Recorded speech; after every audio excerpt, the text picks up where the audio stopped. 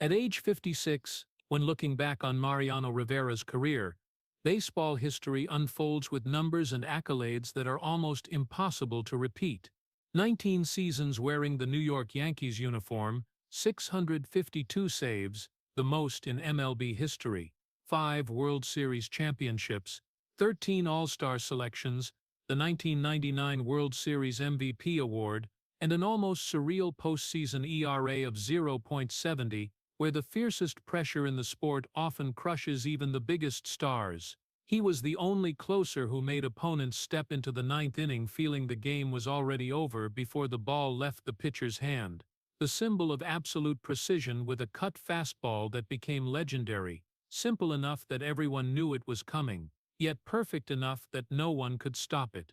That peak was sealed by history in 2019. When Mariano Rivera became the first and only player ever elected to the Hall of Fame with 100% of the votes, an absolute recognition not just of his talent, but of the endurance, consistency, and standard he represented for more than 2 decades. That is the resume of an undisputed legend, a career that any player would dream of but few have the strength to carry out fully. Yet behind those perfect numbers lies another reality, where pain is not recorded in statistics and will has no measuring column. Rivera's career was a repeating cycle of pressure that allowed no mistakes, where every time he stepped onto the mound he carried the fate of the entire team, of the entire city, and where a single errant pitch could erase hundreds of prior perfections. His body quietly paid the price with shoulder pain, elbow pain, accumulated fatigue, and the ACL injury in 2012 that nearly ended everything during an ordinary practice session. No fans, no lights.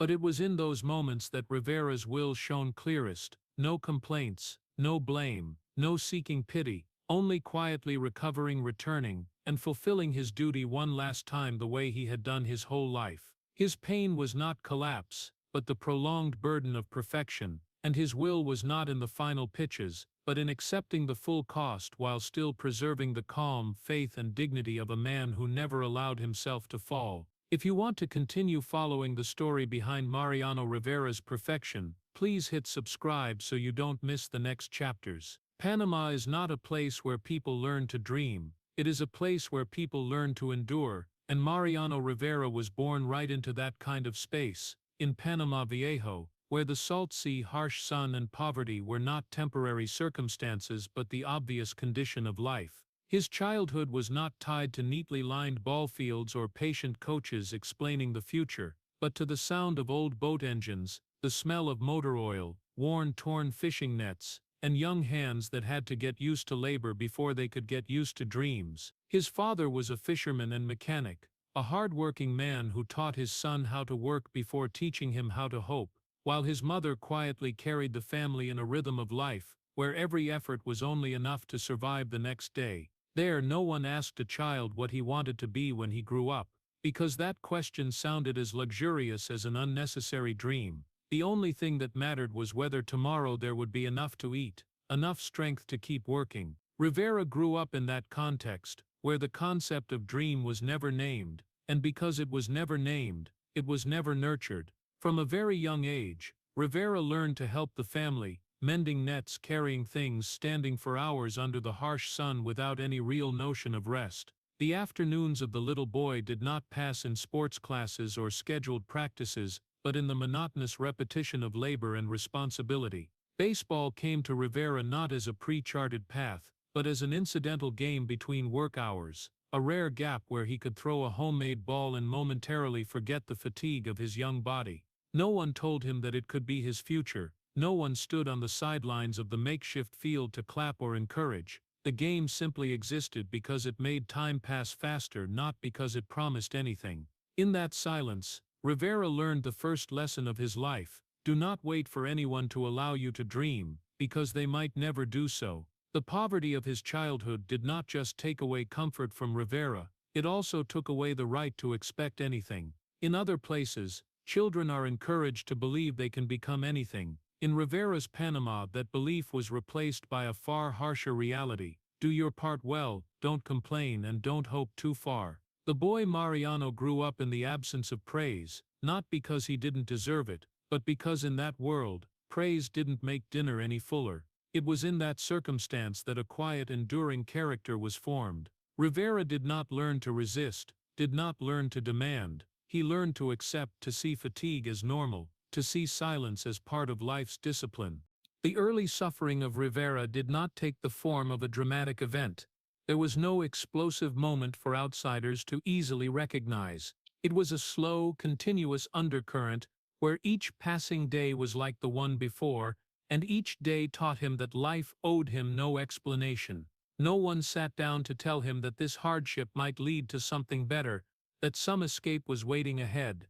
Rivera grew up by accepting his fate before he could even imagine the possibility of escaping it, and that early acceptance was both the pain and the foundation for the will that came later.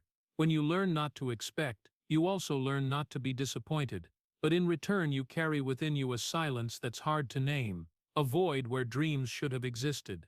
It was from that impoverished Panama that Rivera stepped into life not with nurtured confidence, but with a rare capacity to endure. He was not taught that he was special, was not promised an open future, and therefore was not betrayed by promises that never came true. The price of that early maturity was a childhood lacking lightness, but the reward was a will forged in silence. When Rivera left Panama, he did not carry a brilliant dream. He carried a habit that had sunk deep: work, endure, and move forward without asking why. And it was that tragic foundation of deprivation and silence that prepared him in a ruthless but effective way to face a far harsher world waiting ahead, a world where perfection would be demanded, and its price would be higher than anything the boy back then could have imagined. Leaving Panama, Mariano Rivera entered the MLB system, not through the front door but through a narrow path where names could easily be erased if they didn't make an immediate impression. He signed with the New York Yankees in the quiet of the early 1990s, when the farm system was full of already celebrated talents, and a skinny pitcher from Panama was just a small line on a long list of those waiting for a chance. No spotlight, no expectations, no promises attached. Rivera began like everyone else, practicing, throwing, waiting, and learning that his mere existence wasn't enough to be remembered. In those early years he was used as an ordinary starter, pitching inconsequential innings where a good pitch didn't change the game's fate, and a bad one didn't make anyone care. In that role, Rivera wasn't allowed many mistakes, but he also wasn't allowed many dreams. He existed in the gray area of the system, where people only noticed you when you failed, and when you did your job, they kept looking for brighter, faster, more promising names. In the training camps and minor leagues, Rivera got used to the feeling of being present but forgotten, standing next to teammates whose names appeared in the press, who were predicted to become stars, while he quietly packed up, listened, observed, and did his part without demanding attention. He didn't have velocity that made radars jump, didn't have a resume that made coaches pause for more than a few seconds. All he had was quiet consistency, a quality that was hard to impress in a system always hunting for the flashy. There were times when Rivera's future was so fragile that a single administrative decision could push him out of the game, when the roster needed trimming and names that made no noise were seen as easily replaceable. Almost cut from the system, he learned to accept uncertainty as part of professional life, learned not to ask "why me," because that question didn't bring a new contract or an extra day to stay. The long bus rides, the empty ball fields, the nights returning to simple lodging after games no one watched, Rivera accumulated a different kind of discipline, the discipline of someone not allowed to complain. There he pitched not to prove he was special, but to survive one more day in the system. Every practice was a reminder that any mistake could be the last. Every time on the mound was a tiny chance to extend an already faint presence. Rivera gradually got used to existing without being expected, to doing his job without waiting for immediate reward, to understanding that if the chance didn't come, he would keep standing there quietly until he could stand no longer. In those years, the hardest thing was not the physical or technical part, but the prolonged invisible feeling, the sense that you were trying in a space no one was watching, where small successes were swallowed by indifference. Rivera had no right to make mistakes in order to learn quickly, no trust to experiment. He had to be perfect at the bare minimum just to stay. That silence, instead of breaking him, became a familiar environment where he honed patience and learned to stay calm in the face of things he couldn't control. He didn't resist, didn't rebel, didn't make noise to force attention, he chose the only way he knew work: steadily, repeat and wait. It was precisely during that phase of being overlooked that Rivera formed a habit that would follow him for the rest of his life: not demanding attention, not relying on promises, and not allowing himself to believe he deserved more than others. He existed in the system as a name that could be crossed out at any moment, and therefore every day he was allowed to stay carried the value of a fragile privilege. When the final opportunity arrived, it did not come as a reward for the waiting, but as a harsh test for someone already accustomed to standing on the sidelines. Rivera stepped through that invisible phase not with the confidence of the chosen one, but with the calm of someone who had learned to live without needing to be seen, and it was precisely that which prepared him to face the far fiercer pressures waiting ahead, where invisibility would be replaced by absolute expectation, and the price of existence would rise to a level with no way back. In those days of being overlooked, when Mariano Rivera was still a faint name in the system, no one could have guessed that the turning point of his life would not come from a pre-planned strategy, but from a minor technical accident, so small at first that no one cared. The cut fastball, the cutter, was not born as an invention meant to change history, nor was it a weapon designed to create legend. It appeared during an ordinary practice session, when the ball left Rivera's hand on an unusual trajectory, breaking in just enough to throw the hitter off rhythm. There was no applause, no declaration, just a vague feeling that the ball was not obeying what it had been taught to do. Rivera did not know at that moment that this seemingly innocuous instant would bind his entire life to a role that no one bothered to ask if he wanted. At first, the cutter was just a makeshift solution, a way to survive in an environment where everyone else had something more flashy. Rivera did not throw it to dominate, he threw it to stay, but it was precisely the repeated effectiveness of that pitch that began to make those around him look at him differently, not with humanistic expectation, but with cold calculation. They saw in Rivera a tool that could solve problems, an arm that could lock down an inning when things got most dangerous. No one sat down to ask how he felt about it. No one considered what carrying those repeated life-or-death moments would do to a person already accustomed to silence. The cut fastball, from a means of survival, began to become destiny. When the Yankees realized that Rivera's cutter was not just effective but nearly impossible to decode, the question of his role was answered without discussion: bullpen, final inning, where every mistake is magnified.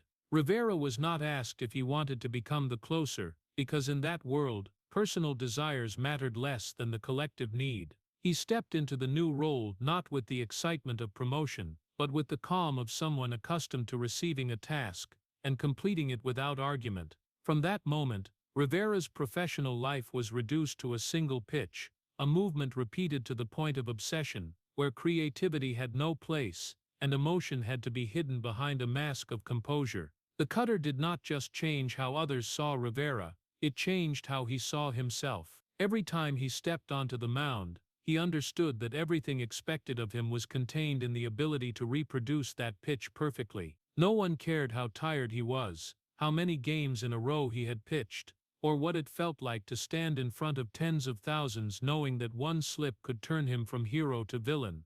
That pitch was both blessing and shackle. It gave him the standing he had vaguely sought, but at the same time stripped away the right to err, the right to experiment, the right to be just another player. Rivera became the man of the final moment, and therefore also the man not permitted to have a moment of weakness. Over time, Rivera's cutter came to be celebrated as something magical, but the truth is that magic demanded a price few could see. To keep that pitch effective, he had to keep his body in a state of perfect tension, had to repeat the same motion thousands of times, accepting small pains that accumulated into great fatigue. Every time the ball broke in and shattered an opponent's bat, the crowd roared, but those cheers did not come with the understanding that the very repetition was wearing down a human being. Rivera did not complain, did not demand sympathy. He did the only thing life from Panama to MLB had taught him: complete the assigned task. The cut fastball gradually became an icon, and that icon locked Rivera into a single image. He was no longer seen as a developing player, but as a machine that had to operate precisely. Every success raised expectations, every rise in expectations narrowed the space to breathe. Rivera understood that from then on, his life would be measured by the number of times he did not make a mistake, and that just one moment off that perfect trajectory could bring down everything he had built amid booze. It was here that the tragedy of perfection began to take shape, when talent was no longer a gift to explore, but an obligation to carry indefinitely. No one asked Rivera if he was ready for that, because that question had never existed in the system that selected him.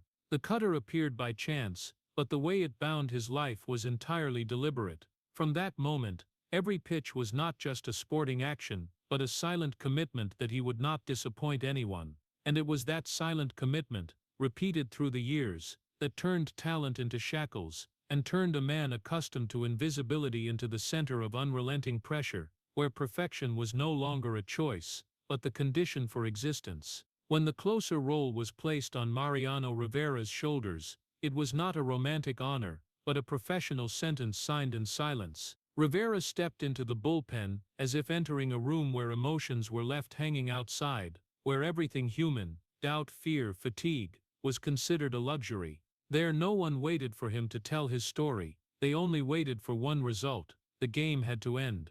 When the bullpen gate opened and he walked toward the mound, the entire stadium understood that time had run out, but few understood that it was also the moment Rivera had to strip away the remaining human part of himself, to become what the role demanded: a clean finish, flawless, with no room for explanation. Every appearance by Rivera was a vow not to be allowed to err. Unlike other players who could redeem mistakes in later innings, a closer lived in a moment with no retreat. A good pitch was merely duty fulfilled. A bad pitch was enough to rewrite the entire story, in the cruelest way. Rivera understood that very early, and that understanding forced him to bury every tremor inside. He did not celebrate too long in success, did not allow himself to sink into sadness in failure, because both were equally dangerous in a world demanding absolute stability. The tragedy of this profession lay in this: to protect the team, he had to strip himself of the right to be an individual.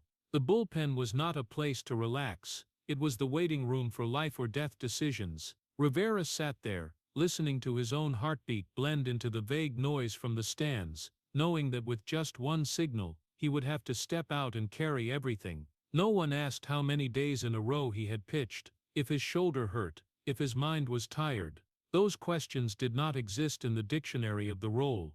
The only thing that existed was the cold belief that Rivera would get it done, and if not, the price would not be paid by the system that put him there, but by him alone. Emotion, in the world of the closer, had to disappear. Rivera learned to lock away fear, learned to look straight at the hitter with a composure that unnerved opponents. But that composure was not the absence of emotion. It was the result of a prolonged process of compression, where every anxiety was pressed beneath the surface so no crack showed. Every cutter leaving his hand carried a silent reminder: if this one did not follow the right path, everything could collapse in an instant, and therefore Rivera had to live in a state of constant alertness, where perfection was not a goal to reach, but the minimum standard to avoid judgment. The professional tragedy of Rivera did not lie in the rare failures, but in the successes repeated to the point of invisibility. When he did it right, people took it for granted.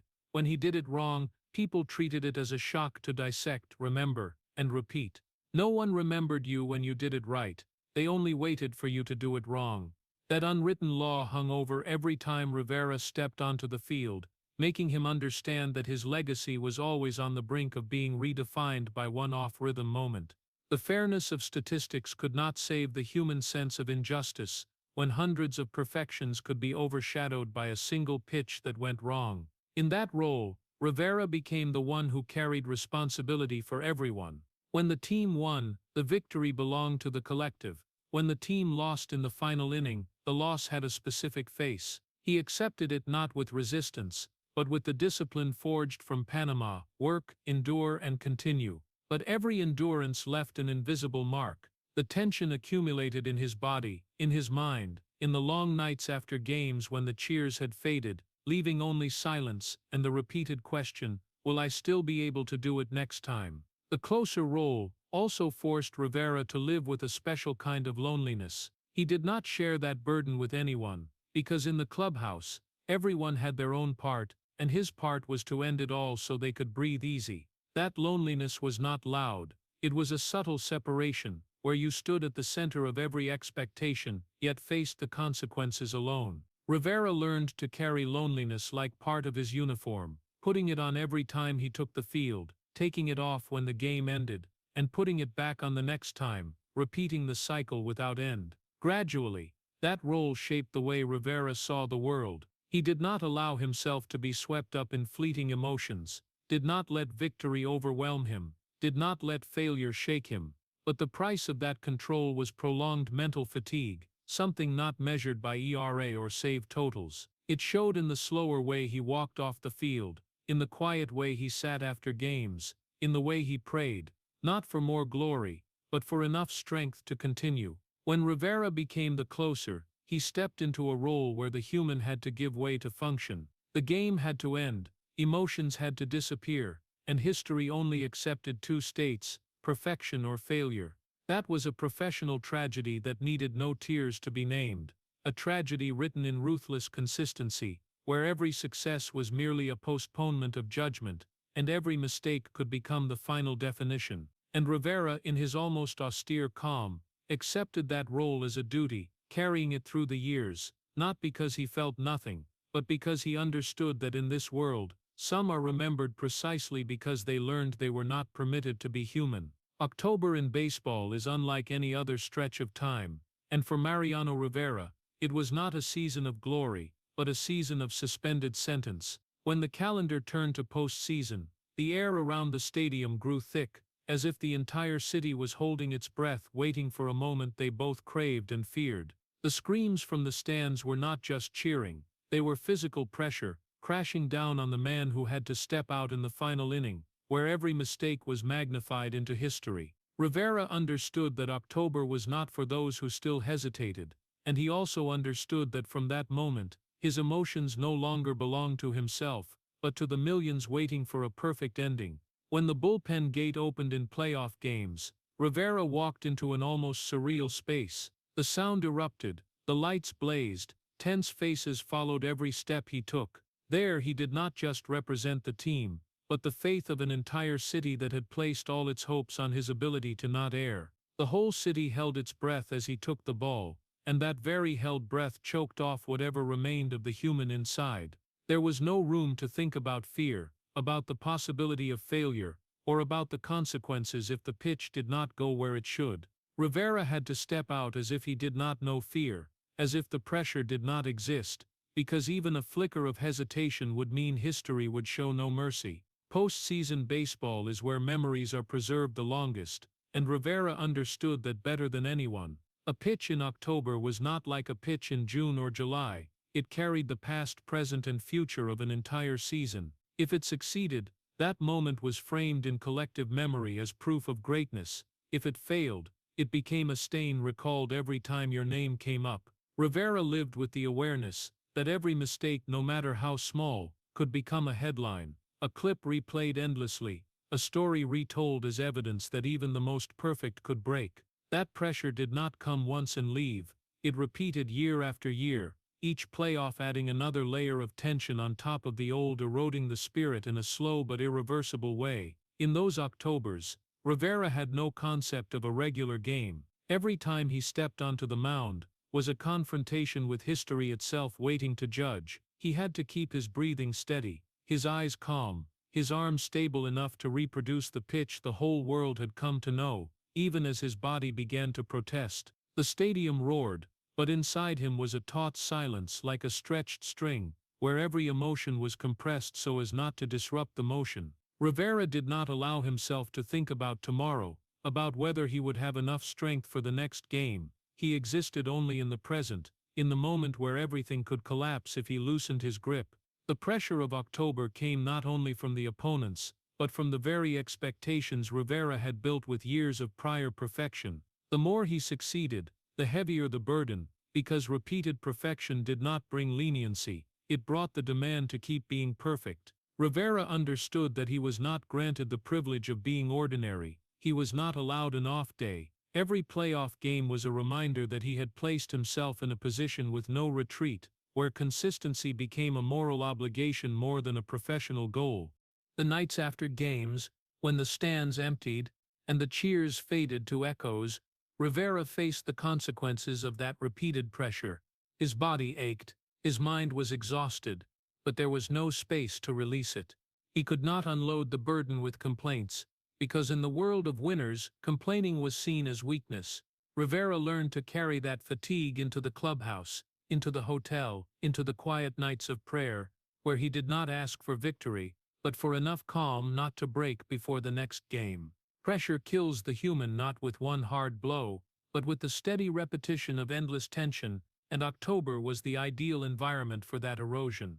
With each postseason that passed, Rivera faced the reality once more that history has no compassion. It does not note how tired you were, or how you had to suppress the pain. It only records the result. A successful pitch was taken for granted, while a failed pitch became the story retold as a cautionary tale. Rivera lived under that judging gaze, knowing his legacy always stood on the thin line between veneration and doubt. That very awareness turned every October appearance into a brutal mental test, where he was not just battling opponents, but the memory of past times and the fear of times to come. Gradually, October became a state of mind more than a period on the calendar. Rivera carried it with him even after the season ended, like a lingering aftershock of those life-or-death moments. That repeated pressure did not vanish when the lights went out. It slept in his body, in the way he moved, in the way he prepared for the next season. Each year that passed, he faced the unspoken question, do I still have enough left to carry one more October? But Rivera did not let that question slow his step. He kept stepping out, kept pitching, kept closing, because that was the role assigned, and he had accepted it as part of his fate. For Rivera, October was not a time of triumph, but a time of continuous trial, where pressure killed the human slowly, layer by layer. He survived those Octobers, not through numbness, but through the endurance forged from Panama to MLB. But each survival left a small crack, and it was those accumulated cracks that were the true tragedy. When the stands roared, and history waited to judge, Rivera stood there as the symbol of enforced perfection, carrying on his shoulders not just the game, but the invisible price of not being allowed to err.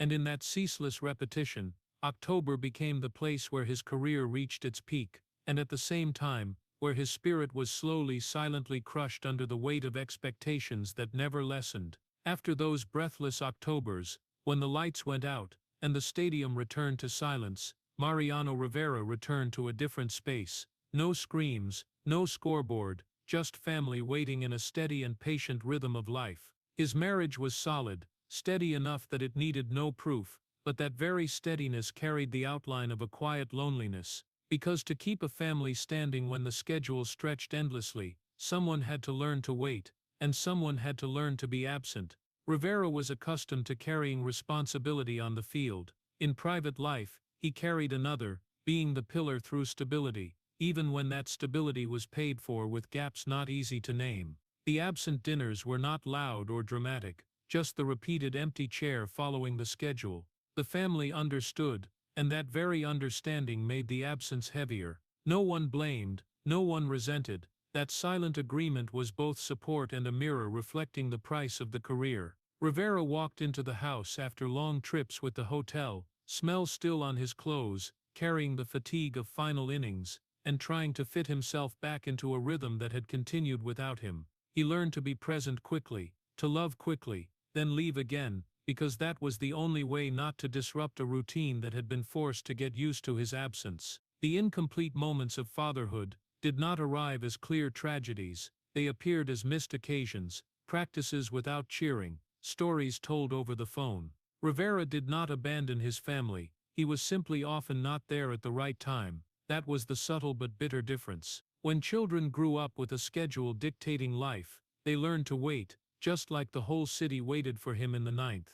Rivera recognized that paradox every time he looked into his children's eyes that understood too soon, eyes that knew love could arrive late but was still genuine. He carried that feeling every time he took the field, because somewhere, the loved ones were waiting for him to come back whole, not with titles but as himself. Rivera's enduring marriage was not built on loud promises, but on discipline and mutual respect. But discipline, when prolonged, can also become distance. Two adults learned to walk parallel in overlapping schedules, learned to trust that silence did not mean separation. Rivera was not one to share much, and that very reticence sometimes left unnamed worries unspoken. On late nights returning home when the house was already asleep, he sat with his thoughts, understanding that not every sacrifice is seen, and not every love has a clear shape.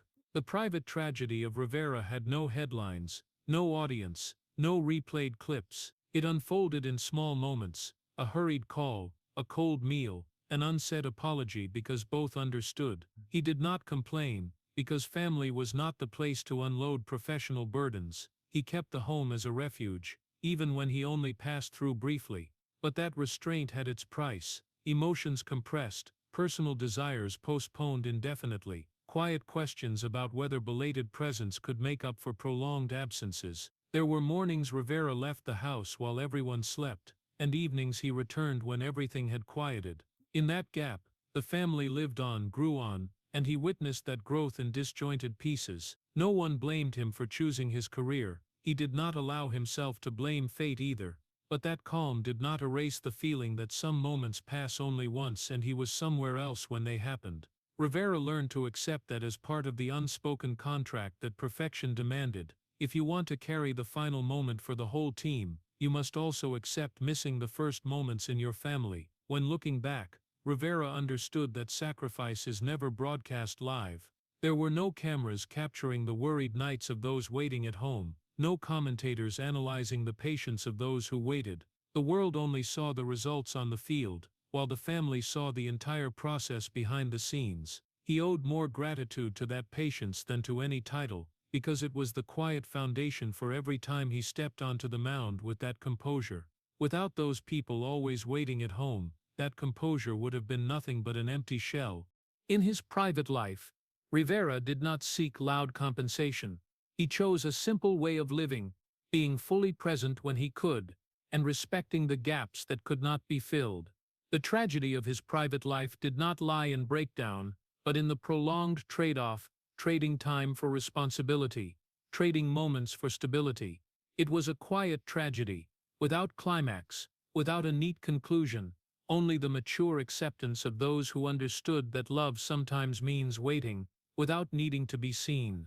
And in that waiting, Rivera's family became the strongest rear guard, a place that demanded no perfection, only that he return safely. A simple wish, but enough to show the real price of a career built on absences that never made it to air. After all those days carrying pressure and the gaps at home, Mariano Rivera found a refuge that was not loud, not showy, but more enduring than any armor. Faith. Before every game, when the stadium noise was still blocked by the clubhouse door, Rivera bowed his head in silence, not to ask for victory, nor to beg for miracles. He prayed to keep fear in its proper place, not gone, but not allowed to take control. In the world of ninth innings, where one wrong breath could redirect history, prayer was Rivera's way of reordering his inner world, reminding himself that there were things greater than the outcome of a single pitch. Rivera let no one see fear, not because he did not know fear, but because he understood that fear could not be shared in his role. Fear, if exposed, would spread like a virus, and he was the last one permitted to let it spread. Faith therefore became his private language, where he could acknowledge the cracks without needing to speak them aloud. In the moment of prayer, he allowed himself to be tired, allowed himself to doubt, then folded it all away before stepping into the light. The arm could be heavy, the back could ache, the mind could be worn thin, but faith built a final barrier, so he would not slide into destructive thoughts. There were days when the body protested clearly, small pains accumulated into familiar stiffness, consecutive throwing sessions, making the shoulder burn like fire. Rivera understood that the body had limits, and that very awareness made the spirit most vulnerable to cracking. When confidence built on repetition was challenged by fatigue, faith became the anchor. It did not erase pain, but placed pain in proper context. Pain was not a sign of failure, but the price of still being able to stand here. In prayer, Rivera learned not to fight the feeling of unease, but to pass through it, carrying the calm forged from the lean days in Panama to the breathless playoff nights. Rivera's faith was not loud, did not need proof. He did not use it to impose on others, nor did he turn it into a public declaration. It existed as a mental habit, repeated as steadily as warm-up routines before a game. Before pitching, he touched his glove, took a deep breath, and in that moment, all noise was pushed back. He did not think about the scoreboard or the consequences. He thought about doing what needed to be done, one pitch at a time. Faith helped him shrink the world down just enough to control one pitch, one breath, one decision. When the spirit began to crack under repeated pressure, under memories of previous Octobers, under the worry that perfection could not last forever, faith acted as a safety valve. Rivera allowed himself to release some control, not letting go of the craft, but letting go of the obsession with the outcome. He believed that if he had prepared enough, lived right, then the rest did not need to be carried with panic. That trust did not reduce responsibility, it made responsibility bearable. There were nights after games, when everything had quieted, that Rivera returned to familiar silence. There, faith was no longer a barrier, but a place to heal. He looked back at what had been done, and what had not with self-punishment, but with honesty. Prayer at that moment did not ask to erase mistakes, it asked for enough strength tomorrow to continue. Because he understood that what breaks a person is not a single failure, but a chain of days spent denying oneself with no escape. In that long journey, faith helped Rivera preserve one precious thing, dignity in a role that allowed no error. When the world demanded he become a perfect ending, faith reminded him that he was still a human learning to endure. It did not make him numb, it taught him how to feel without being swept away. And when both body and spirit cried out for rest, faith was the final whisper saying, "You can stop when you need to, but do not collapse from fear." Thanks to faith, Rivera stepped onto the field, with a composure not of someone who knew no fear, but of someone who had placed fear in its proper place. That was the only way to keep going in an unforgiving world, where everything could collapse in a single pitch. That final unseen wall stood firm in decisive moments, keeping his back straight when pressure bore down, and keeping the human inside from being crushed before the game ended. After faith built the final wall for the spirit, Mariano Rivera entered a phase that no prayer could hide. The body began to speak. Not loudly, not dramatically, it whispered first, then repeated, then gradually increased in intensity like a bill coming due. Shoulder pain appeared not in one specific pitch, but in the accumulation of thousands of repetitions, each one right, each one fine, until it was no longer fine. Rivera did not call for help, did not complain. He adjusted, taped, stretched, continued. In his world, stopping was not a simple choice, because stopping meant letting someone else carry the ending he had carried his whole life. Elbow fatigue arrived like a persistent reminder, not as sharp as a sudden injury. It smoldered, enough to make every pitch require extra will.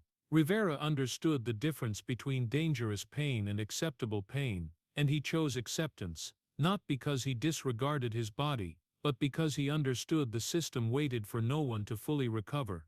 Each season that passed, those fatigues accumulated, layering like sediment, making warm-ups longer, recovery slower, and restful sleep a luxury. But he still took the field, still kept his breathing steady, still fulfilled the role that allowed no mistakes. Prolonged fatigue was the hardest tragedy to name. It had no clear starting point, no explosive moment to draw attention. It crept into habits, waking heavier, walking slower, needing more time to feel ready. Rivera did not speak it out, because speaking did not make fatigue disappear, it only added pressure to explain. Instead he shrank the world, focus on today, on this inning, on the next pitch. Fatigue became a constant background hum, and he learned to play music over that hum without missing a beat. There were days when the body rebelled clearly, shoulder locked up, elbow heavy as lead, back reminding that every movement had a cost. Rivera made micro-adjustments, a slight angle of the arm, a release point shift, not to improve performance, but to survive the day. That was the intelligence of someone who had gone too long to still believe in miracles. He knew every adjustment was another loan from the spirit, borrowing focus, borrowing calm, borrowing faith that everything would not collapse just because the body protested. In the clubhouse, stories of pain were rarely told in full. Everyone had their share, and Rivera, in his role, spoke even less. He did not want to set a precedent for weakness, did not want to become a reason for others to worry, but that silence had its price. At night, when the noise had faded, the body spoke more frankly, sudden twinges, unannounced wake-ups, mornings needing extra time to get into form. He listened, noted, then compressed it again, not to deny, but because there was no other choice but to continue. Rivera understood a rule no one had to teach. The body always demands back what the spirit has borrowed. Every time he locked fear away to pitch right, every time he poured focus to the point of depletion, the spirit had drawn from the body's reserves. Eventually, those reserves ran low. No alarm sounded, only small repeated signals. He did not resent it. He accepted the rule as part of the job, but acceptance did not mean no pain. It only meant pain was carried with discipline. There were games he took the mound when not fully healthy. No one saw it on television, and he did not want anyone to see. Rivera weighed the risk in his head. Could he complete the task today without worsening the injury? That decision was not easy, and it repeated too many times. Each decision left a trace. He learned to rely on breathing, on faith, on muscle memory programmed over years, but programming wore down too. When the body protested, the spirit had to work double to maintain the shape of perfection. That accumulation did not explode, it eroded. Rivera realized he needed more to reach the same level of readiness, more treatment, more discipline, more patience. He did not complain about it. He simply paid quietly. Sometimes he wondered, if he had called for help earlier, would things be different? That question had no useful answer, and he set it aside. In the world of ninth innings, the only question with value was, can I still do it today? As the season dragged on, fatigue did not stay in the muscles. It spilled into the mind, making the necessary focus more expensive. Rivera faced the moment every athlete fears, when the body was no longer a perfect ally, but a partner that needed convincing every day. He convinced it with discipline, with faith, with memories of times he had overcome, but each convincing took away a piece of energy. At some point, Rivera understood that not every debt could be postponed forever. The body did not demand repayment right away. It kept the ledger, and when the due date arrived, it did not negotiate. He did not panic at that realization. He prepared not to avoid pain, but to face it without losing dignity. He kept pitching, kept closing, kept living in the role that allowed no mistakes, knowing that every completion brought him one step closer to the limit. Rivera's physical tragedy did not have a single dramatic collapse for people to remember. It was a long slope, where every step made sense, was necessary, but together they added up to a heavy price. He never called for help, not out of pride, but because he was accustomed to carrying the load, and as the body spoke more and more clearly, Rivera heard in it a simple and ruthless truth: the spirit can borrow strength from faith and discipline, but in the end, the body will collect, with interest calculated over time, not to punish, but to remind that all perfection has a limit, and the price of exceeding that limit is always tallied with time. 2012 did not come to Mariano Rivera with the roars of the crowd or the lights of a decisive game. It came quietly, so ordinary it was cruel, during a practice session no one thought worth remembering. No scoreboard, no history hanging in the balance, just a familiar motion, chasing a bouncing ball, and then an unmistakable tearing sensation. ACL, a short word, but enough to slam shut a world built on near-absolute stability. Rivera fell not amid boos or applause, but amid the silence of routine, where the heaviest tragedies often hide.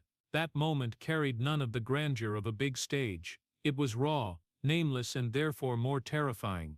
Rivera lay there, knowing exactly what had happened, needing no doctor or scans to confirm. The body, the thing that had been speaking for years, now spoke in a non-negotiable language. He did not scream, did not pound the ground. His reflex was the composure learned from thousands of ninth innings: accept the truth before emotion could flood in. But within that composure was a primal fear, deeper than the fear of losing a game. A torn ACL was not just an injury. For a closer past his biological peak, it was a question mark about existence. Rivera understood the numbers, understood the statistics, understood that time favors no one. The injury came at the wrong moment, in the wrong context, like a bitter reminder that even legends can vanish in the most ordinary instant. He was not afraid of retirement in the usual sense. He had lived long enough with the thought that the day would come. The greater fear was being forgotten, fading into memory as something that was once great but no longer present. The fear that everything he had carried his whole life could end without a proper goodbye. In the training room, as the diagnosis was confirmed, time seemed to slow. Rivera thought about the Octobers, the ninth innings, the evenings his family waited. He thought about how everything could end without ceremony, without arrangement. Injury does not choose a convenient time, it chooses the moment you are least guarded. And in that surprise, Rivera faced the harshest question of an athlete's life: who am I if I cannot step out for the final inning? The recovery process opened a new chapter of survival. Surgery was not a victory, it was only the right to try again. In the early days after the operation, every small movement required will. Rivera, the man who once finished games in minutes, now measured every step, every bend and extension. Patience became the new opponent, and it was cruel in its own way. There was no cheering for a successful physical therapy session, no scoreboard for lifting the leg a few more degrees. Every progress was invisible, and therefore more likely to shake the spirit than any public pressure. In that phase, the fear of being forgotten did not disappear, it only changed shape. Rivera watched games unfold without him, saw the bullpen operate to a different rhythm, and recognized a hard truth: the world kept going. Not because he was unimportant, but because the system did not stop for any individual. That realization was both liberating and crushing. Liberating because it allowed him to focus on recovery, without carrying the whole world. Crushing because it touched the deep fear that greatness, if absent long enough, could be replaced by new habits. Rivera did not resist that realization with words. He resisted with discipline. Every practice was a ninth inning without an audience. Every pain was a pitch that needed to be handled with calm. Faith. The final wall returned to its familiar role, keeping fear from steering the ship. He prayed not to be restored whole, but for enough humility to accept any outcome. Because in true survival, victory is not always returning as before. Sometimes it is keeping dignity when facing the possibility of loss. The months of recovery stretched on, and with them came a new loneliness. Without a packed schedule to drown out thought, Rivera had time, plenty of time, to face himself. He thought about legacy not as a list of achievements, but as the mark left in how others remember you when you are no longer there. Being forgotten is not just not being named, it is having your story reduced to a few dry lines. Rivera did not want that, not out of vanity, but because he knew that behind every closing was a life that had sacrificed too much to be summarized. As training began to show progress, hope returned cautiously. No grand statements, no promises. Rivera learned to set small goals, stand steady, run straight, rotate the knee, and treated each achieved goal as a quiet victory. But hope came with fear: fear of re-injury, fear of the body betraying him, fear that effort would not be enough. He carried both at once, choosing neither. That was the only way not to collapse on an uncertain path. 2012 thus became a survival climax without a stage. It challenged Rivera in a way it never had before, stripping away the familiar role, placing him in fragility, and forcing him to redefine his value beyond the ninth inning. He understood that if he returned, it would be a gift, not a right. And if not, what mattered was leaving, without letting the fear of being forgotten dictate the story. In the ordinary moment of a practice, a legend can vanish, but it was there that Rivera found what had kept him standing his whole life: composure in the face of the uncontrollable. The greatest fear was not retirement, for retirement has ceremony, has farewell, but being forgotten in silence. Rivera chose to fight that fear not with noise, but with endurance. Whatever the outcome, he decided that if history judged, it would judge a man who faced the moment of survival with quiet courage. No stage, no fireworks, but enough to prove that legend is measured not only by how you close a game, but by how you stand up when there are no more games to close. In 2013, Mariano Rivera returned not as a scripted resurrection, but as a journey of endurance, shaped like gratitude. gratitude for still being able to stand, still being able to pitch, and still being able to choose how to leave. Every running stride on the practice field carried an unspoken fear, fear of slipping, fear of the knee betraying him, fear that one careless movement would pull him back to the training room. There was no longer the loud confidence of the old days. Instead, there was the caution of someone who had looked straight at the possibility of vanishing in silence, and did not want to gamble again. Rivera stepped onto the mound with a different feeling. The body was no longer an absolute ally. It was a partner that needed to be listened to every day. He warmed up more slowly, checked every breath, every foot placement. The pitches still followed the familiar path, but each one was thrown with the clear awareness that this stability was fragile. In his eyes there was no longer the hunger to prove, only the focus needed to complete his task. Returning for Rivera was not a historic triumph, but the privilege of continuing to carry responsibility for the final innings, just as he had done his whole life. That painful gratitude followed him through every game. Gratitude because the body allowed one more day of work, pain because every day reminded him that it was no longer a given. Rivera did not seek shining moments. He stayed away from exaggeration. Every time he closed a game, he treated it as a quiet thank you to those who had waited, to those who had carried for him during his absence, and to the body that had endured so much to bring him back here. On the runs to the bullpen, the fear did not disappear, it was only managed. Rivera did not chase fear away, because chasing it makes it return stronger. He set it aside, close enough to remember he had to be careful, far enough not to slow his arm. That balance was a new skill he had to learn at an age with little room left for error.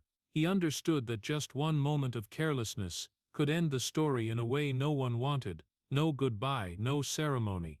Rivera returned not to add more wins for himself. He returned for a simple but heavy reason: to leave without forcing anyone to carry his part.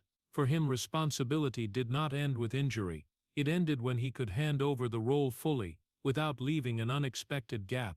Every pitch was an affirmation that he was still here to do what needed doing, so the team did not have to patch up at the last minute, so the system did not have to waver because the man accustomed to carrying was missing. In the clubhouse, Rivera spoke less than before, not out of distance, but because he did not want to waste energy on what was unnecessary. He listened to his body, listened to the rhythm of the season, and listened to the feeling that everything was heading toward a natural end. That composure was not surrender, it was mature acceptance. He knew he could not turn back time, and he did not need to. What he needed was to make the remaining days meaningful, the meaning of completion, not of prolongation at all costs. Every time he ran the bases, every time he changed direction, Rivera felt clearly the price of returning. The knee reminded him, the body demanded constant attention, but in that attention he found a new kind of freedom, freedom from the pressure to be perfect forever. If before every mistake was a threat to his legacy, now the legacy was thick enough to withstand the fragility of being human. He did not challenge fate, he cooperated with it, one step at a time. The fans saw the familiar saves, but they did not see the moments Rivera paused a few extra seconds to check his heartbeat, or the nights he slept fitfully out of fear of re-injury. Returning in painful gratitude meant living with two opposing emotions, joy at still being here, and fear because it could be lost at any moment. Rivera carried both without letting them cancel each other out. He allowed himself to smile after each game, not because of the win, but because another day had passed whole. As the season continued, the thought of leaving became clearer, not as a threat, but as a path. Rivera did not rush, nor did he delay. He walked at his own pace, so that when the time came to leave the field, his absence would not create a gap that needed patching. That was the only way he could accept a responsible departure, leaving no one to carry the burden he had shouldered for so long. Returning in 2013, therefore, was not the story of a miraculous comeback. It was the story of conscious endurance, of gratitude, accompanied by fear, of a man choosing to complete the circle in a quiet way. Rivera did not seek victory, he sought wholeness. And in that wholeness, every pitch was a thank you, every stride a farewell, gradually taking shape, not loud, not dramatic, just enough to say that he had been here, had done his part, and would leave without forcing anyone to carry in his place. Mariano Rivera's final game did not unfold like the promises of cinema. No long speech, no polished words to close a legend, no orchestrated climax for history to remember easily. Just an evening that passed slowly, where silence seeped into every gap, and where the fatigue accumulated over 2 decades could finally show itself. Rivera stepped onto the field not to win one more time, but to fulfill a duty that had followed him his whole life, a duty that now no longer had the strength to extend further. The atmosphere in the stadium was not as loud as those previous Octobers. It was quieter, heavier, as if everyone understood that this was not a game to contest, but a moment to let go. Rivera did not seek the spotlight. He avoided dramatic gestures. Every step he took carried the slow breathing of someone who had gone very far and had nothing left to prove. In that moment, baseball was no longer a stage of glory, but a witness to the end of a journey longer than a career, a journey of endurance. There was no winner in the final game. The team could win or lose on the scoreboard, but Rivera understood that those numbers no longer decided meaning. Victory could not return time, could not erase the pains, could not lighten the long nights the family waited. Defeat no longer had the power to hurt more. The final game stood outside simple binaries. It existed as a necessary silence for history to lower its voice. Rivera threw with the familiar precision, but inside was a hollow calm, not the emptiness of loss, but the emptiness of completion, the feeling when you have carried a burden long enough to finally set it down. The arm had done its job, the body had endured enough. Every pitch was an unspoken goodbye, sent to the ninth innings past, the breathless Octobers, the quiet practices, the times he stepped out when the whole city held its breath. There was no cinematic moment, because Rivera did not live his life according to a script. His career was not built on slow-motion shots, but on the harsh repetition of doing right in silence. His ending, therefore, was as honest as the way he had lived. No showmanship, no demand for attention. The silence that enveloped the field was not a lack of respect. It was the acknowledgement that some endings should only be witnessed, not filled with words. As the game drew to its close, Rivera felt clearly the fatigue that had stretched over 2 decades. Not the fatigue of one day's play, but the fatigue of always being the last one, always carrying the risk, always staying calm when everything could collapse. That was the fatigue of someone never permitted to break publicly. And in that final moment, fatigue was no longer the enemy. It became proof that he had gone to the very end. No one won because no one needed to win anymore. Those on the field, in the stands, in the clubhouse all felt it. Rivera sought neither pity nor excessive praise. He only wanted to leave in order, leaving behind a prepared gap, not a sudden tear. That was the final kindness of someone who had carried too much. When it was all over, Rivera did not linger looking back at the field longer than necessary. He did not cling to the moment, because clinging would turn it into something he had never wanted, a performance. Instead, he walked away with a cautious lightness because he no longer had to prepare for the next inning, caution because he knew the silence after leaving the field would be different from every silence before. But that was the silence he had earned. The final game, therefore, did not close with thunderous cheers, but with a quiet consensus between a man and his limits. No winner, no loser, just a long journey set down. Rivera left the field not as a legend enshrined in statues, but as a worker who had completed a lifetime shift. And in that silence, history found its most honest voice. Sometimes the greatest ending is when there is nothing left to carry, when fatigue is allowed to rest, and when a man leaves without needing lights to prove he was once here. When Mariano Rivera was announced with 100% of the votes into the Hall of Fame, history finally stood up to acknowledge what the field had known for a very long time. An absolute number, no doubt, no exception, like a beautiful period at the end of a career that allowed no mistakes. Yet that moment brought no redemption. It came late, after the arm had worn down, the knee had spoken, and the 2 decades of fatigue had sunk deep into the habits of living. Glory was bestowed under formal lights, but the cracks were already there underneath. Cracks no ballot could heal. 100% of the votes is history, and history needs neat numbers. But Rivera's life had never been that neat. Behind that rare consensus were countless untelevised long nights, countless ninth innings where mistakes were not permitted to exist, and countless times the body had to pay interest on spiritual loans. When people said deserving, Rivera understood that deserving was not a reward for the pain. It was only the recognition that the pain had been transformed into results. Recognition does not make pain disappear, it only gives pain a more formal name. In the moment of enshrinement, Rivera stood there with his familiar composure, no explosion of emotion, no demand for prolonged applause. He had lived long enough in a role where every reaction was scrutinized to understand that silence was sometimes the most honest way to receive glory, because if he allowed himself to believe that glory could heal, then the stiff mornings, the fitful nights of sleep, the lingering pains would become a cruel rebuttal. Rivera did not need that rebuttal. He had learned to live in peace with limits. History's recognition that matters. It places Rivera in a position no one can dispute. But the recognition came after every choice had been paid for. No vote could turn back time to return the absent dinners. No vote could soothe the slight tremble in the knee when walking downstairs. No vote could compensate for the Octobers where pressure eroded the spirit layer by layer. Enshrinement acknowledges the result. It does not carry the cost. There is a bitter paradox in 100% of the votes. It absolutizes a career built on fragility.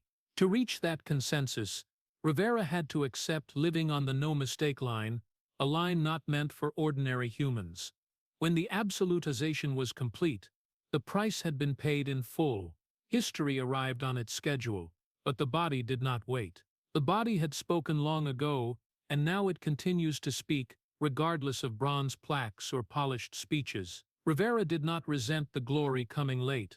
Resentment is a luxury emotion he was not accustomed to using. Instead, he placed glory in its proper place, a milestone, not a cure. He knew that the most valuable thing in that moment was not the 100% number, but the confirmation that the years of endurance had not been reduced to a few dry statistical lines. That confirmation was more moral than healing.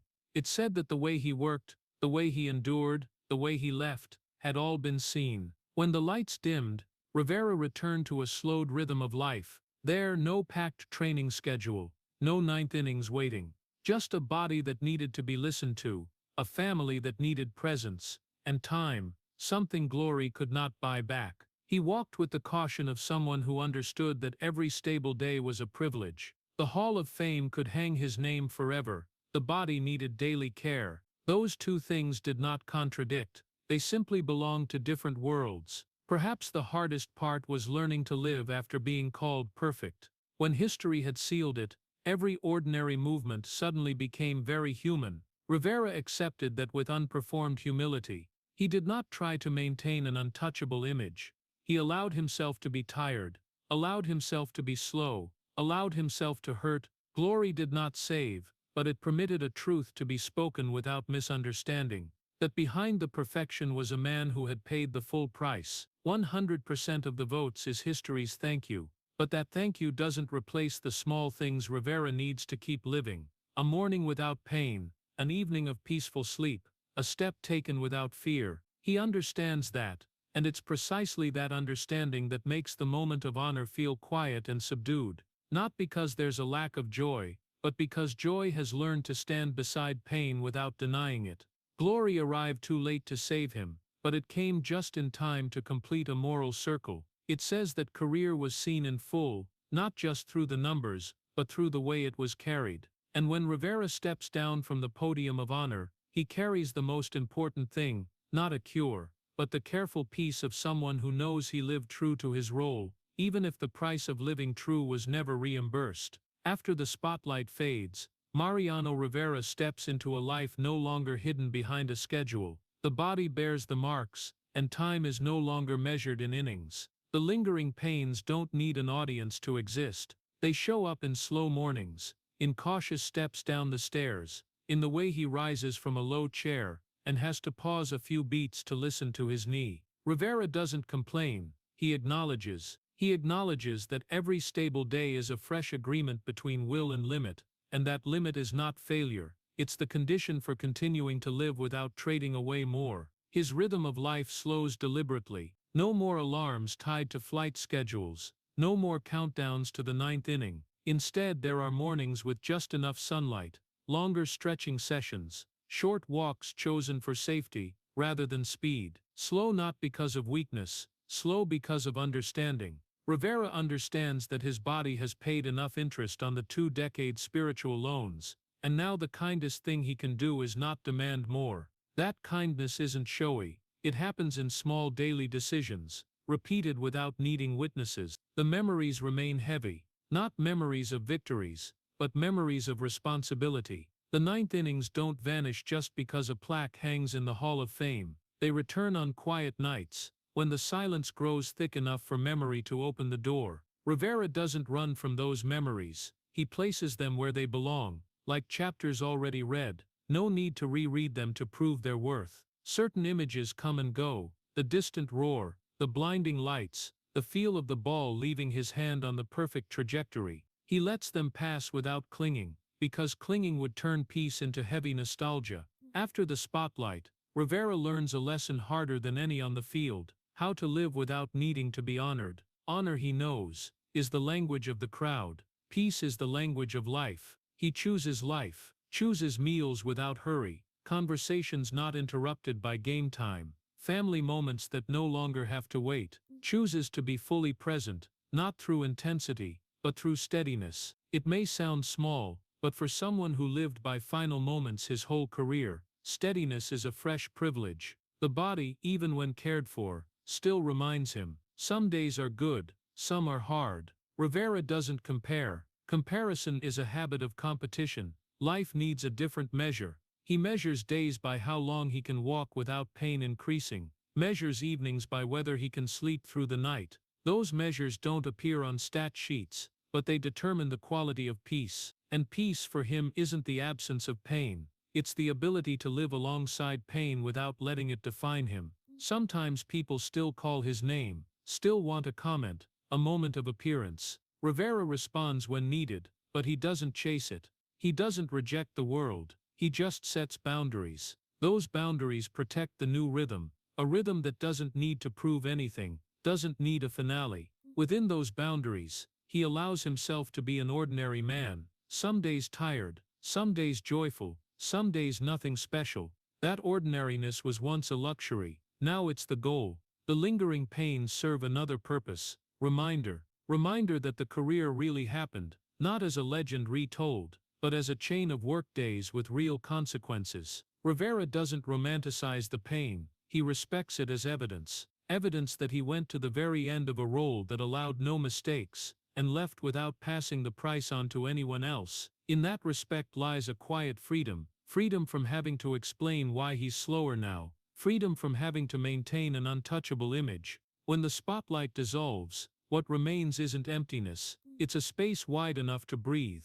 Rivera fills that space with simple things: taking care of his health, being present with family, contributing when needed without taking center stage. He understands that legacy doesn't need to be mentioned every day to exist. Legacy exists when the person carrying it lives kindly in the present, and the present for him is continuing to live, without rush, without forcing, without needing applause. There are quiet afternoons, when the light slants and the noise fades, that Rivera sits with himself and recognizes a rare truth.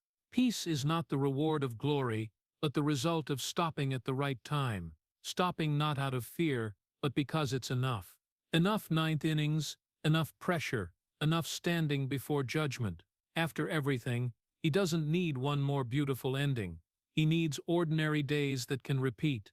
After the spotlight, life doesn't promise no pain. It only promises what's real. Rivera accepts that promise with the calm forged from Panama to those breathless Octobers. He keeps living, carrying the lingering pains the way he carries memories, without showing off, without denying. A man who keeps living, not needing to be honored, only needing to be at peace. And in that peace lies a silent victory no scoreboard can measure, the victory of setting the burden down in the right place, at the right time, and walking the rest of life with his own breath.